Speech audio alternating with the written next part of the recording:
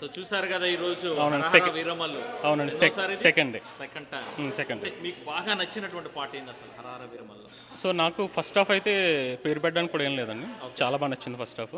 Second హాఫ్లో చిన్న చిన్న విఎఫ్ఎక్స్ ఫ్లాస్ ఉన్నాయి కాదనట్లా, బట్ చౌకితానా ఫైట్ కానీ లాస్ట్ 10 మినిట్స్ క్లైమాక్స్ సీన్ నాకు ఫస్ట్ టైం చూసినప్పుడు గ్రాఫిక్స్ ఓవర్గా అనిపించింది.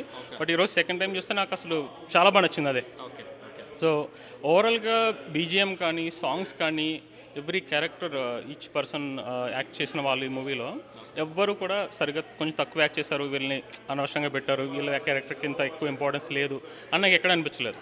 అందరినీ ఎంతవరకు యూజ్ చేసుకోవాలో ప్రతి క్యారెక్టర్ చాలా బాగా యాక్ట్ చేశారు అందరూ. ఇంకా పవన్ కళ్యాణ్ గారిది అయితే అలా పేరు పెట్టడానికి కూడా ఏం లేదు, అందులో వన్ మ్యాన్ షో. సనాతన ధర్మానికి సంబంధించిన సినిమాలు రావడం అనేది చాలా అరుదుగా. అందులో నవాబులకు ఎదురు తిరిగినటువంటి సినిమాలు చాలా తక్కువనే. అందులో ఇప్పుడు సీఎంగా ఉండి ఇలాంటి సినిమాలు ఒప్పుకొని తీయడం అనేది నిజంగా అది గ్రేట్ అసలు. అంటే ఇలాంటి సినిమా తీయడమే చాలా ధైర్యం ఉండాలి తీయడానికి. అలాంటి సినిమాని ఎంత నెగిటివ్ రివ్యూస్ డామినేట్ చేస్తున్నాయంటే అది ఫస్ట్ 1-2 డేస్తోనే అయిపోయింది.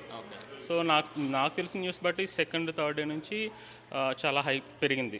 చూసేవాళ్ళు కూడా సాటర్డే సండే కలెక్షన్స్ అయ్యి ఇక్కడ మనమే చూసాం, ఇప్పుడు చూసిన షో కూడా హౌస్ఫుల్ ఉంది. సో కంటెంట్ని ఎవరు ఆపలేరు.